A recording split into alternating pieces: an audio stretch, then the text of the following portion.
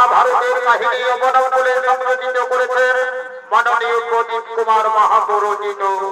দাদুনি রাখালিয়া ছৌ একাডেমির শিল্পীবৃন্দ দ্বারা পরিচালিত নৃত্যরূপে পালার নাম রাখা হয়েছে অভিষেক তথা পঞ্চপাণ্ডবের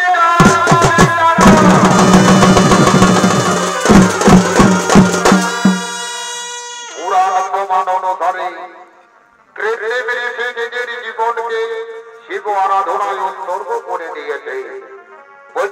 শিবের আরাধনায় কৃত্রিম ঋষি রত থাকে। তেমনি একদিন কৃত্রিম ঋষি স্নান ফেরে তার আশ্রমের দিকে শিব আরাধনা করার জন্য আগমন করতে চলেছে।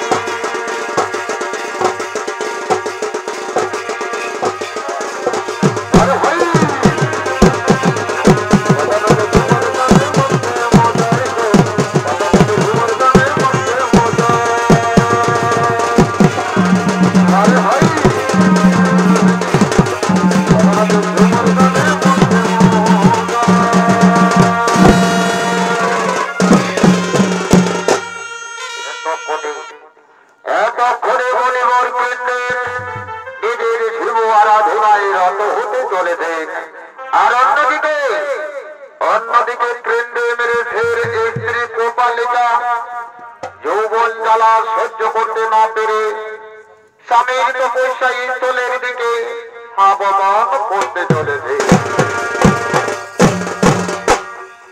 না না না আর সখী চলে এই যাওয়া এই নদী একই ধারে আর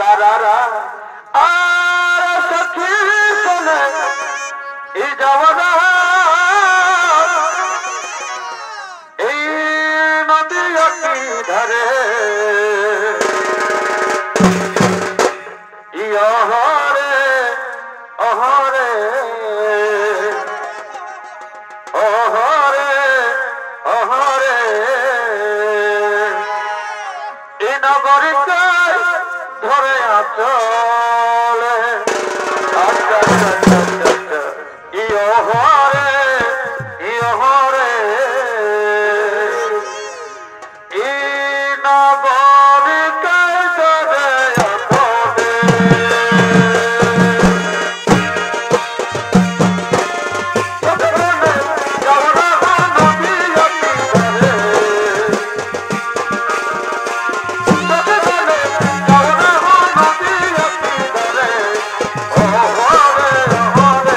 Oh,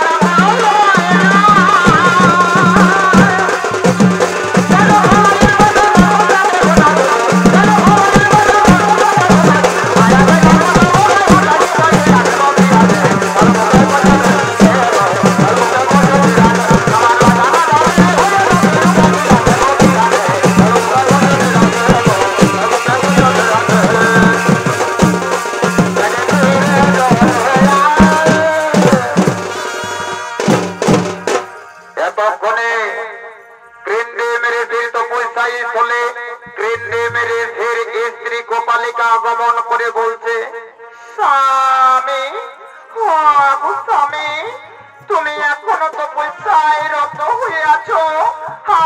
আমি যে যৌবন জ্বালা সইতে পারছি না স্বামী, তাই তোমার কাছে আমি ছুটে এসেছি। কি স্বামী তো আমার কোথায় কোনো সাড়া দিচ্ছে না। হ্যাঁ হ্যাঁ, আমি আমি ওই স্বামীর তপস্যা করিব ভঙ্গন, আমি ওই স্বামীর তপস্যা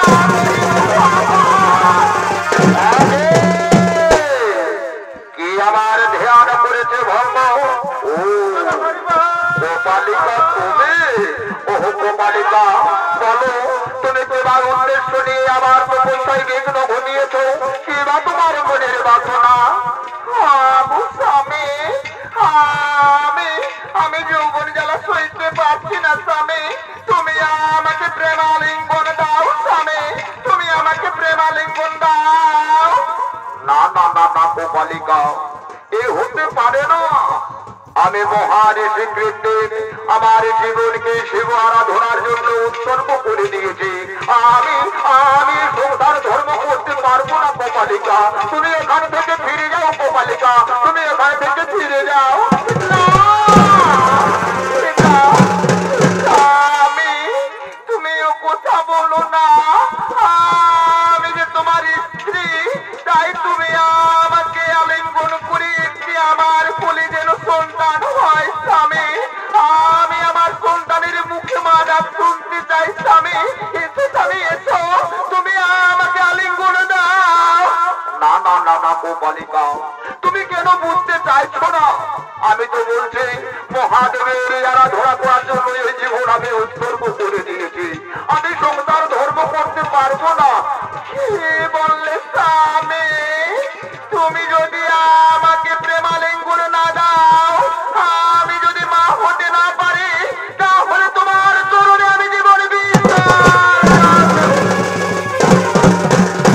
দাঁড়াও দাঁড়াও গোপালিকা দাঁড়াও, তুমি অমন ভাবে ভেঙে পড়ো না গোপালিকা, তুমি অমন ভাবে ভেঙে পড়ো না। তুমি জানো না গোপালিকা, শিবের প্রকোপ মহান, তাই আমি ভয়ভীত হয়েছি। কিন্তু তুমি যে আমার স্ত্রী, তোমাকে আমি অবশ্যই আমার প্রেমালিঙ্গন নেব। কিন্তু কিন্তু এই দেহ আমি শিব আরাধনার জন্য উৎসর্গ করেছি যখন, তখন এই মানব দেহ নিয়ে আমি তোমার সঙ্গে প্রেমালিঙ্গন করতে পারবো না গোপালিকা। তাই চলো আমরা আমরা হরিণের রূপ ধারণ করে তোমার সঙ্গে আমি প্রেমালিঙ্গন করব, তোমার সঙ্গে আমি প্রেমালিঙ্গন করব। তাই এতক্ষণে দুই পতি পত্নী প্রেমের খেলায় মেতে উঠেছে।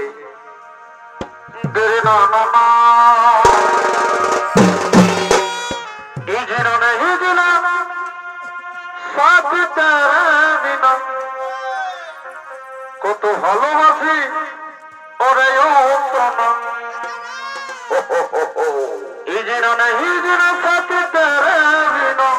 আচ্ছা আচ্ছা আচ্ছা, কত ভালোবাসি ওরে ও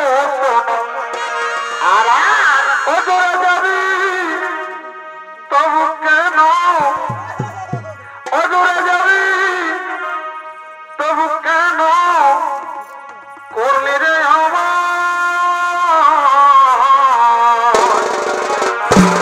আচ্ছা আচ্ছা আচ্ছা, মরে যাব মানে যাব বিয়া,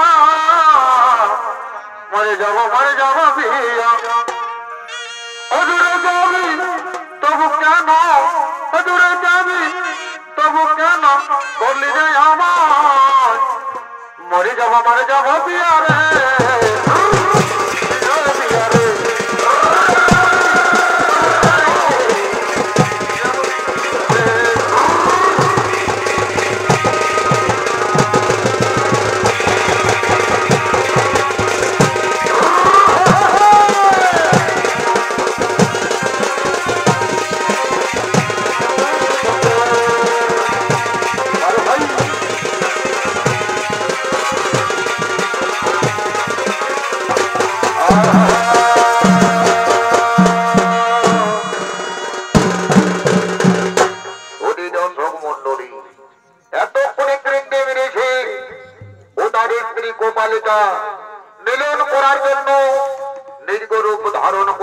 অরণ্যে বিচরণ করে বেড়াচ্ছে। আর অন্যদিকে হস্তিনা নগরীর মহারাজা পাণ্ডু তার নিজ রাজ্যঘর দিকে আগমন করছে।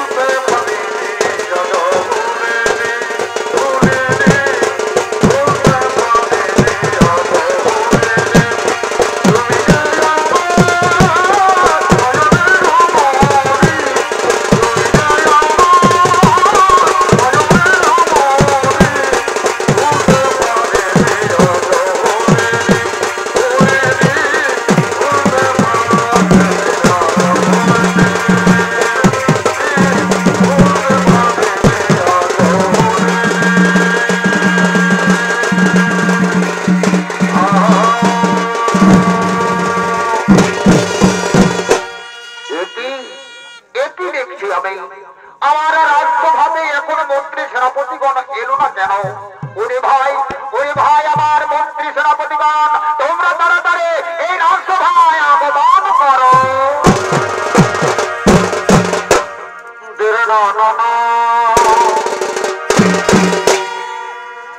এগো থাকলে যাবি তোর হাতে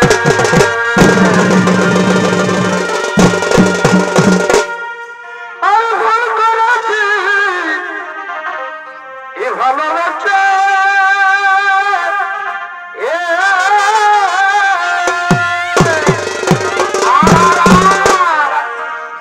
এগো রোজে যাবে তোরে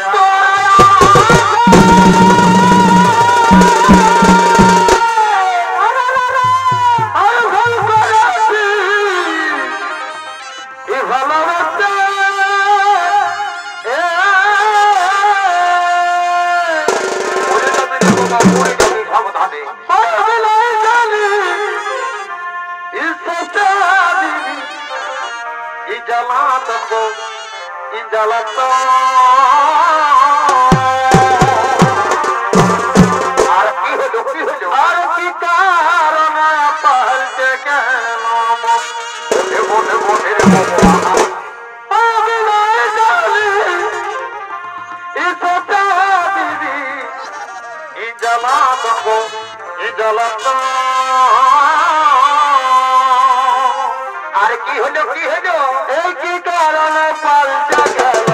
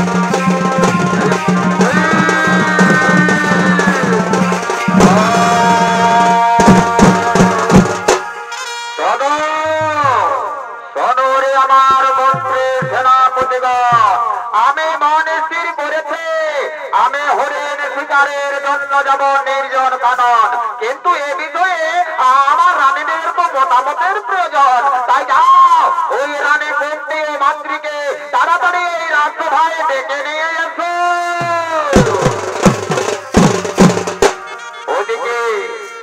ওদিকে সংবাদ পেয়ে রানী কুন্তি ও মাদ্রি হস্তিনা নগরের রাজসভায় আগমন করতে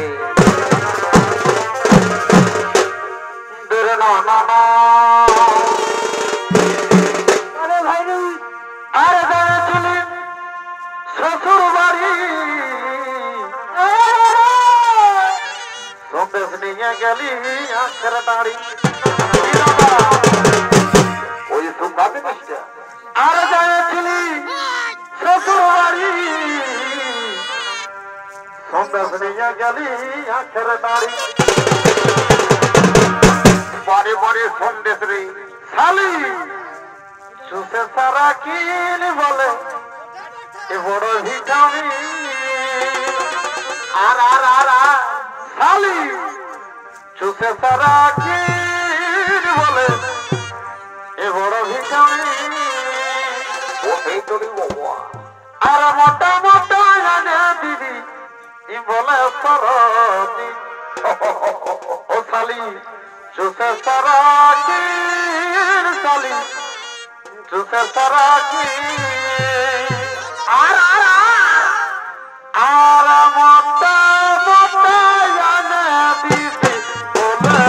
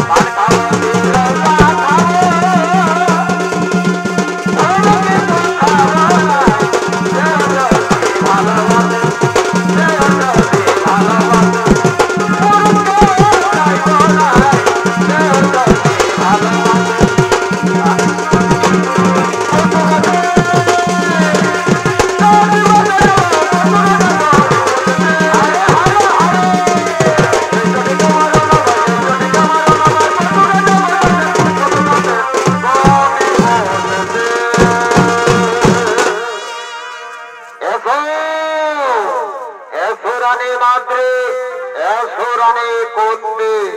বলো বলো স্বামী, কেন সময় আমাদেরকে রাজসভায় ডাক করেছেন? ওরে আমার মহারানী, আমার মন আজ বড়ই চঞ্চল, তাই তো আমি মন স্থির করেছে নির্ভয়া করার জন্য আমি যাব নির্জন কাননে। কিন্তু তাই তোমাদেরকে করেছি আমি স্মরণ। বলো এ বিষয়ে তোমাদের মতামত কি? ও মহারাজ, আপনার আজ্ঞা আমরা কিছুতে লঙ্ঘন করতে পারবো না, কিন্তু আমাদের মনে একটাই বাসনা, আপনি যদি যান নির্জন কাননে স্বীকার করার জন্য, কিন্তু আমাদের মনের বাসনা কি কোনোদিনও পূর্ণ হবে না মহারাজ। না না না না না মহারানী, তোমরা চিন্তা করো না, আমি স্বীকার করিয়েছি অবশ্যই তোমাদের মনের বাসনা পূর্ণ করবো রানী, অবশ্যই তোমাদের মনের বাসনা পূর্ণ করব।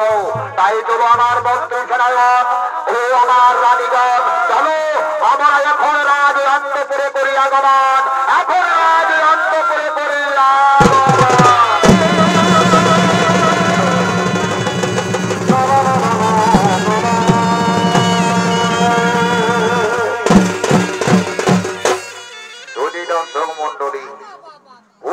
নগরের অধিপতি মহারাজা পান্ডু রানীদের কাছে বিদায় নিয়ে নির্গয়া করার জন্য নির্জন কারণে ছুটে চলেছে।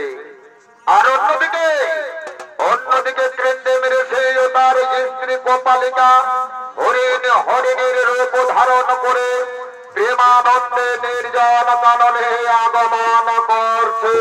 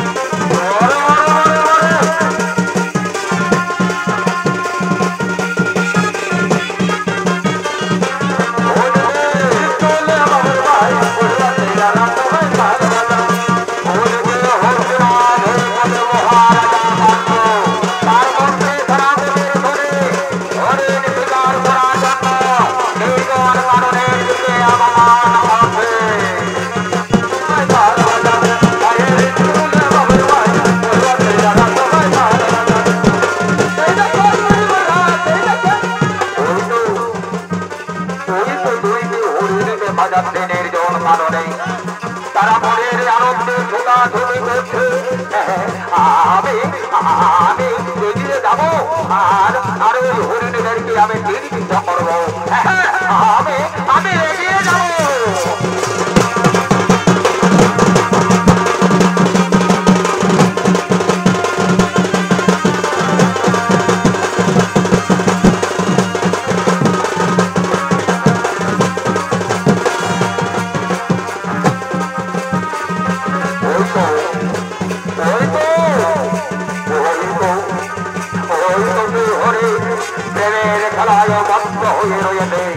আমি মহারাজা পান্ডু, আমি ওই হরিণকে তীরবিদ্ধ করে মারবো। আমি হরিণকে তীরবিদ্ধ করে মারবো।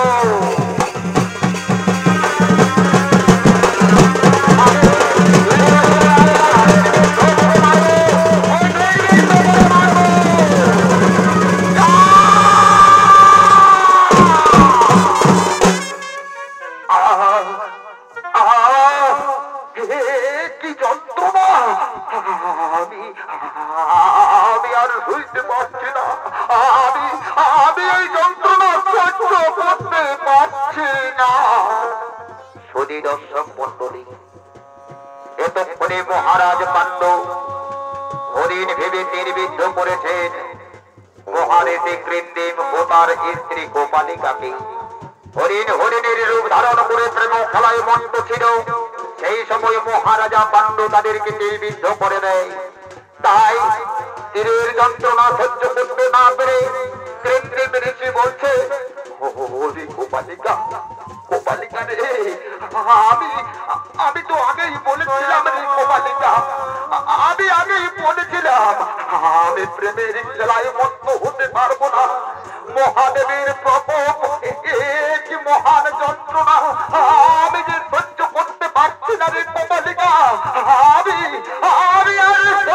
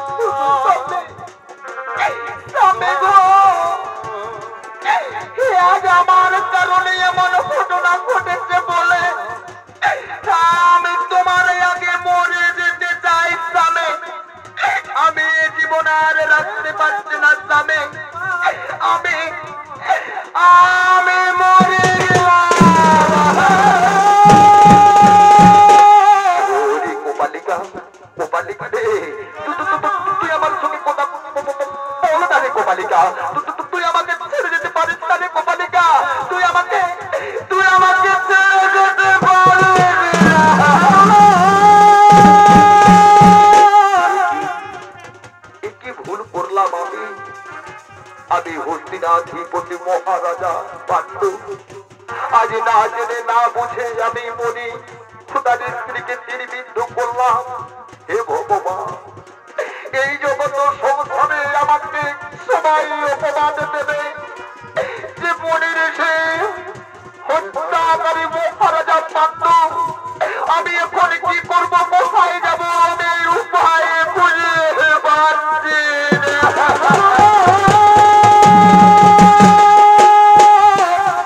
গোপালিকা। তুই আমার চোখে কথা বল না রে গোপালিকা, তুই আমার চোখে কথা বল। তুই ছাড়া আমার জীবন যে শূন্য হয়ে গেল রে গোপালিকা। আমি কার কাছে যেয়ে দাঁড়াবো গোপালিকা? তুই আমাকে সঙ্গে নিয়ে চল গোপালিকা, তুই আমাকে সঙ্গে নিয়ে চল। না না না না, আমি এমন ভাবি আর দূরে থাকবো না। আমি ওই ঋষির কাছে এগিয়ে যাবো, তার কাছে আমি ক্ষমা চাইবো। যদি আমাকে ক্ষমা করে দেয়, মনিব মনিব মনিব।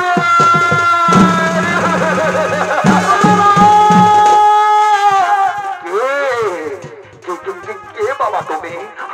আমাকে এমন সময় তুমি মনিবর মনিবর করে ডাকছো কেন?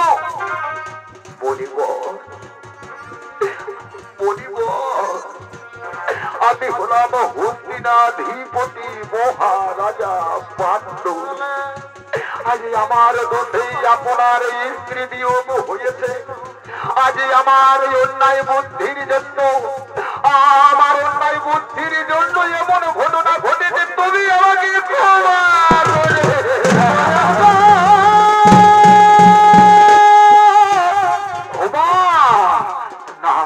না ওরে পাপন্ড, না ওরে দুষ্টমতি দুরাচার। আজ তুই না হস্তিনাপুরের রাজা, তুই সামান্য হরিণীদের চিনতে পারলি না। আজ প্রেমের খেলায় মত্ত থাকার সময় কালে তুই তাদেরকে তীরবিদ্ধ করে হত্যা করেছে। ওরে রাজা পান্ডু, এই অপকর্মের জন্য তোকে আমি অভিশাপ দিচ্ছি। আজ যেহেতু আমরা প্রেমের খেলায় খেলার সঙ্গে সঙ্গে তুই তীরবিদ্ধ করে হত্যা করলেই, সেই হেতু আমি তোকে দিলাম এই অভিশাপ। তুইও যেদিন তোর স্ত্রীর সঙ্গে প্রেমালি করে মত্ত হবি,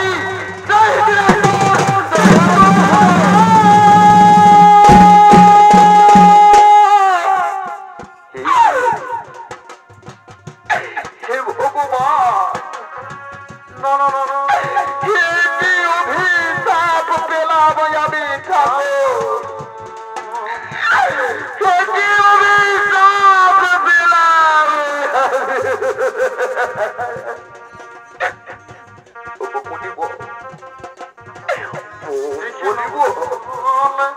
তুমি আমাকে ক্ষমা করে দাও না বলিব, তুমি আমাকে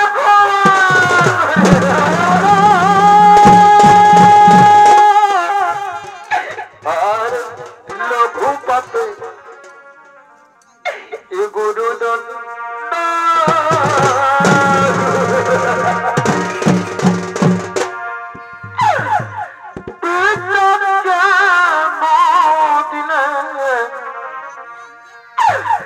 আমার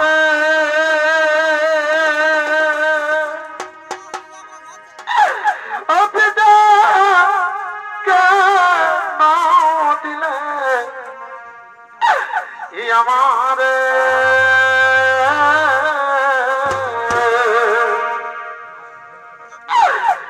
লঘু পাপে গুরু দণ্ড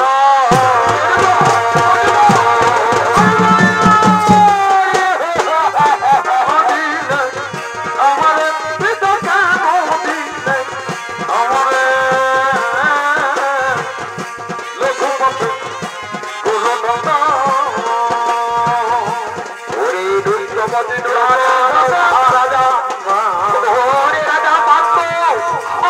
তোর অভিশাপ দিলাম।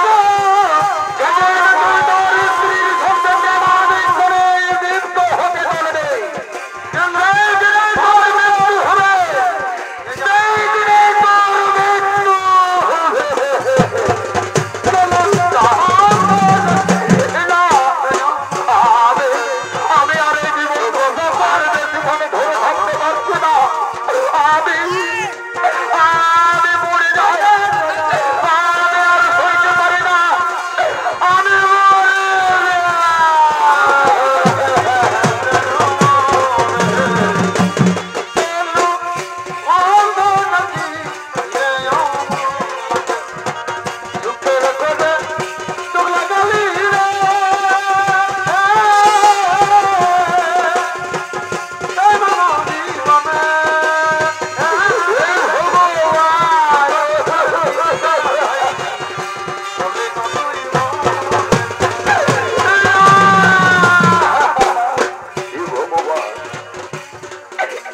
আমার কপালে লেখা লিখেছিলে তাকো, এটি আমার কপালে লেখা লিখে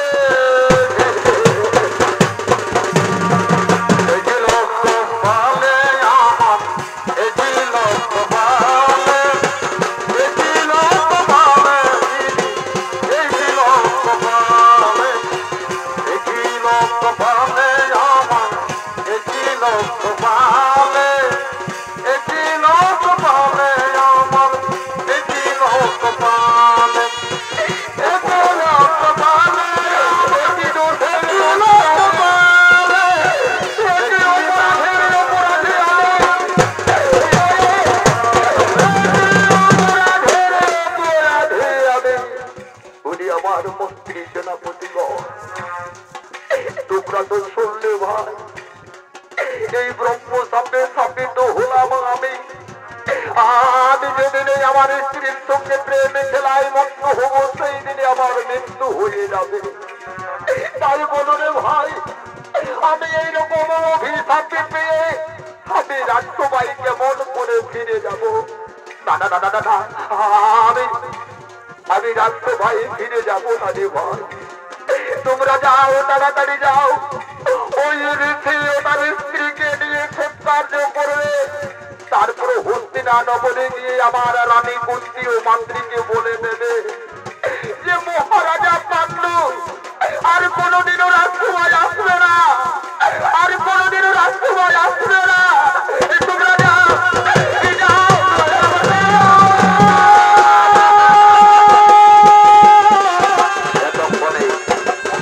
এতক্ষণে মন্ত্রী ও সেনাপতি ঋষি ও তার স্ত্রী গোপালিকাকে নিয়ে সৎকার্য করার জন্য ছুটে চলেছে। কেউ কাটিবে কেউ বাঁকাবে দড়ি, যার জন্যে কাঁধে পড়া, তার জন্যে কাঁধে পড়া বলবে হরি হরি।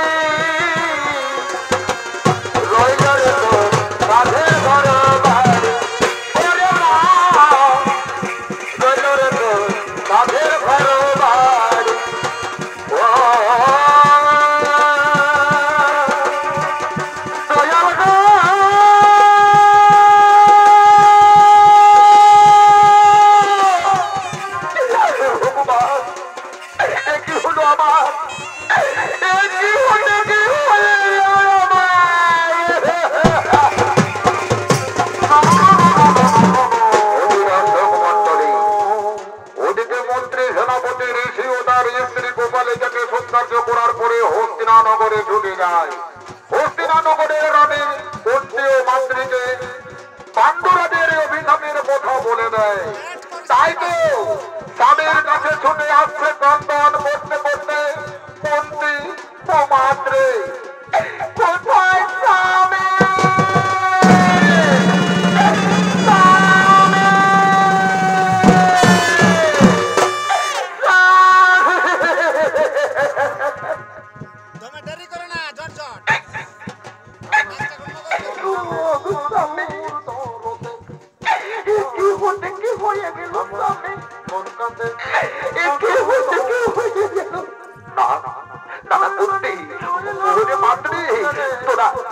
তোরা আমাকে স্পর্শ করিস না, তোরা জানিস না আমি ব্রহ্ম স্থাপিত। আমাকে যদি স্পর্শ করে থাকিস তাহলে আমি মরে যাব। আমার মন কাঁদে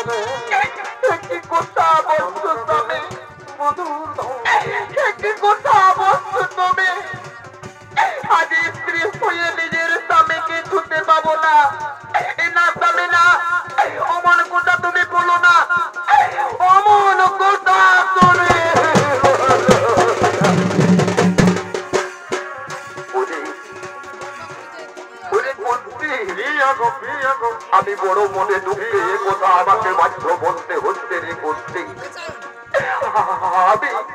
আমি যে মহা অপরাধ করেছি রে করতে, আমি যে মহা অপরাধ করেছি, আমি পাপ করেছি, আমি পাপ করে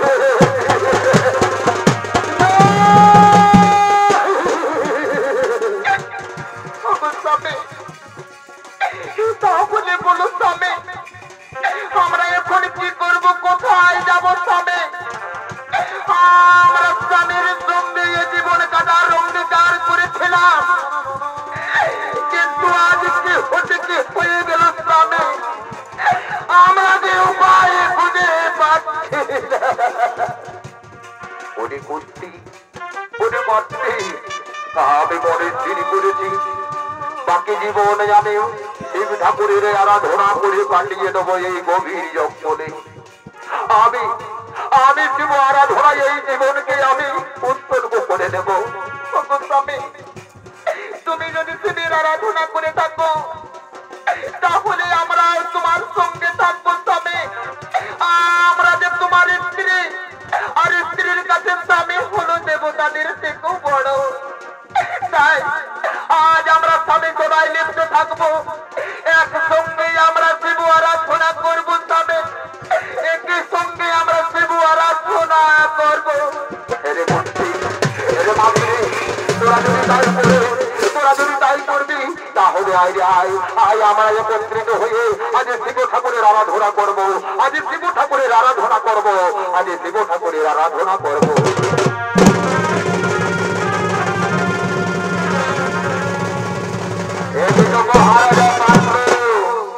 ও তার দুই স্ত্রী শিব আরাধনায় রত হলে, আর অন্যদিকে ব্যাসদেব সেই শিব আরাধনার তপস্যায় স্থলে আগমন করছে।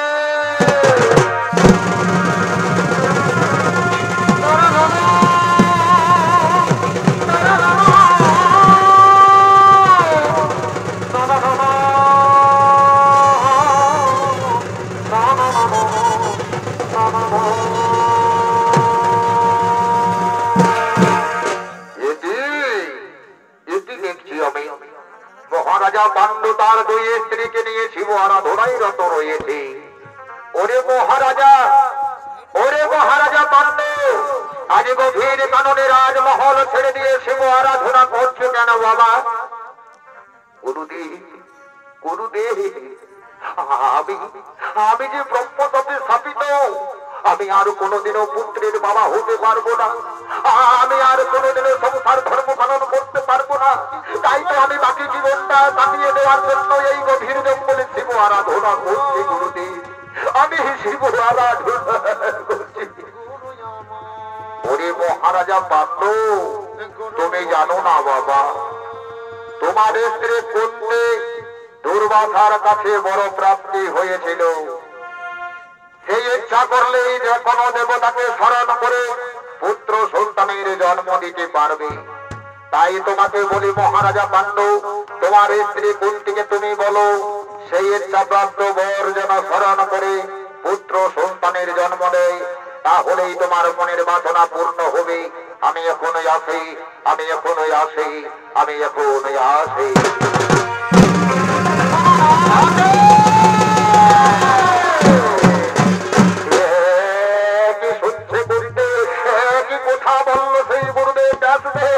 তোমাকে নাকি বহু পূর্বেই দুর্বাসা বর দিয়েছিল যে তুমি স্মরণ করবে, যে দেবতাকে তুমি স্মরণ করবে সেই দেবতার পর সেই তোমার সন্তান মা হবে।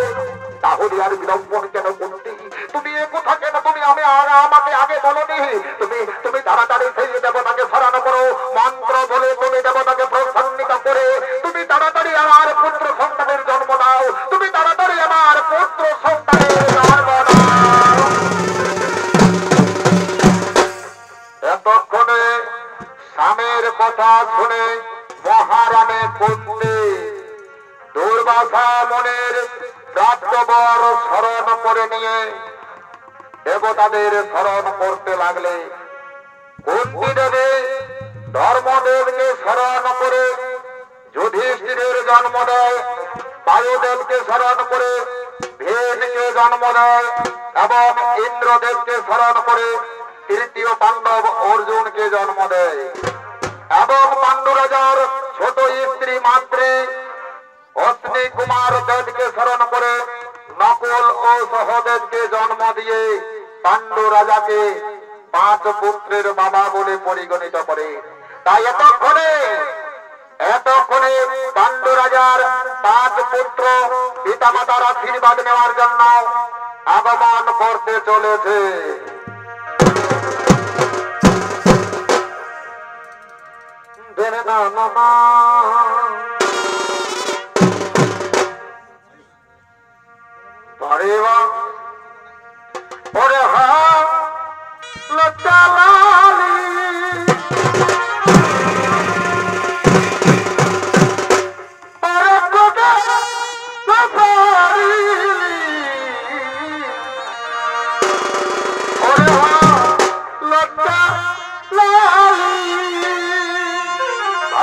ভালোই তো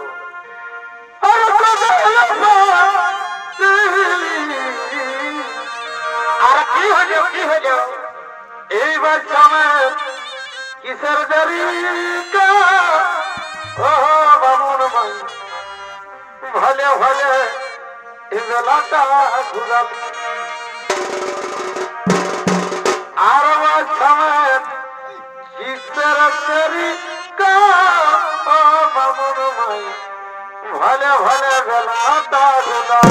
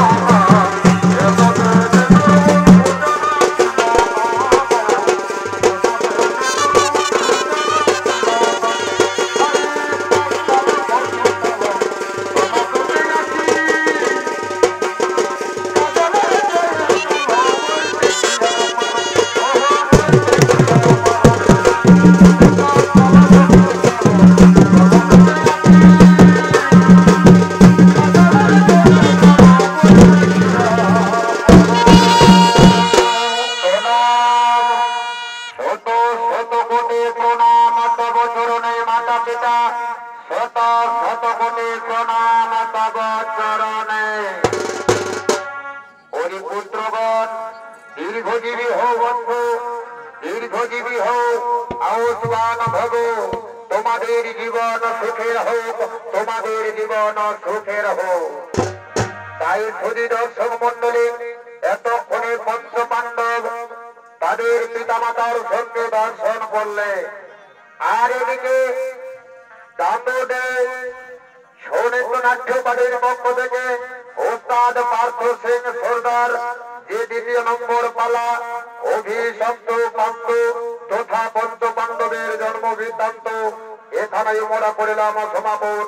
নমস্কার, জয় শিব শম্ভু, জোহার, রাধে রাধে, ধন্যবাদ।